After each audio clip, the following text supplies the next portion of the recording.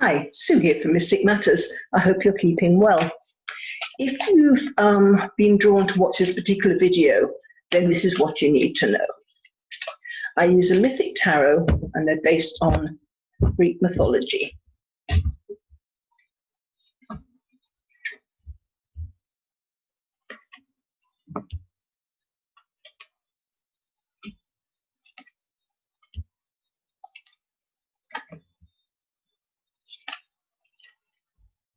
Okay. It seems like you're starting a new project. Some of you might have just found out you're pregnant as well, because this is very much the Earth Mother, and it's about nurturing yourself and other people. So it's new projects, new things that can just create bounty and abundance for yourself and the people around you. And to bear this out, this is about money, and more money than you've previously had. This is Midas. Everything he touches turns to gold. So this new project or this new venture is going to bring you more than you ever imagined. Slight word of warning here. You need to be tactful and diplomatic, a softly approach. Banging on doors, making loud noises just isn't going to cut it, because people will be resistant. So as the old saying goes, you can achieve more with honey than you can with vinegar. So this is big. You need to be authentic. You need to speak your truth, but do it in a way that people can accept without feeling as though they're under siege. So softly approach will get you much further than if you're kind of quite intense. And when you've got new projects and things you're really passionate about, it's easy to get intense about it, and then people feel, I said, a bit kind of, oh, she's coming, let's close the door, or he's coming, that kind of thing.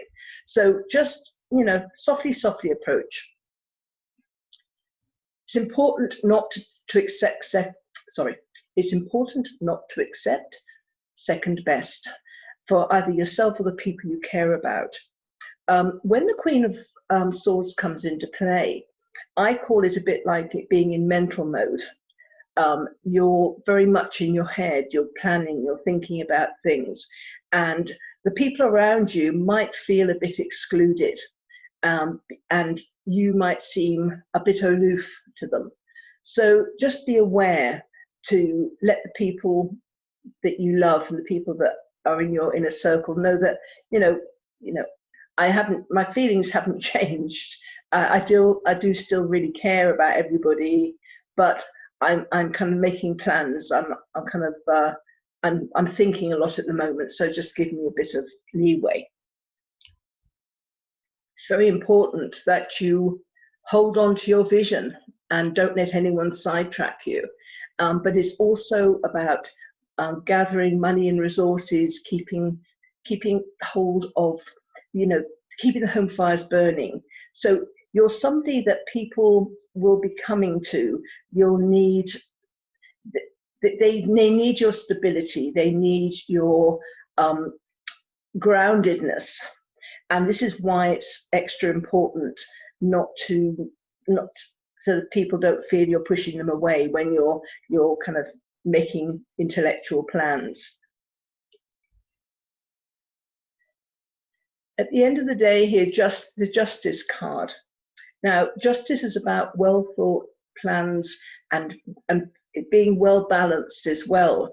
So it's important not to let the emotions take over. So if you've got any contracts to sign, anything legal, cross the T's, dot the I's, and keep the emotions out of it so you can see clearly and you're aware of what is, there's no surprises, put it that way, because your mind is very much involved. And this is why it's important that you do go through this kind of, as I said, mental mode of the Queen of Swords, because it will prepare you for the when the Justice card comes in and you have to kind of put your money where your mouth is, in a way.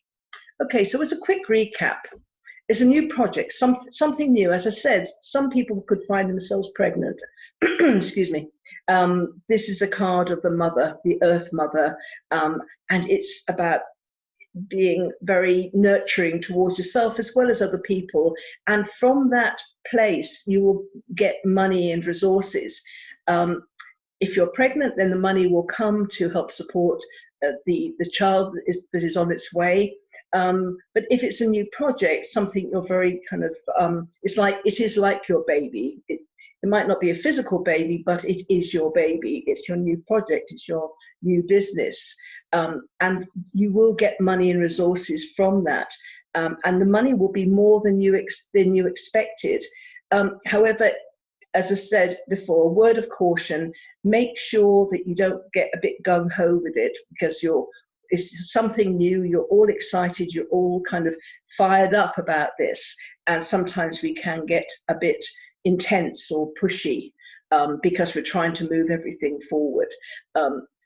Just tread easy.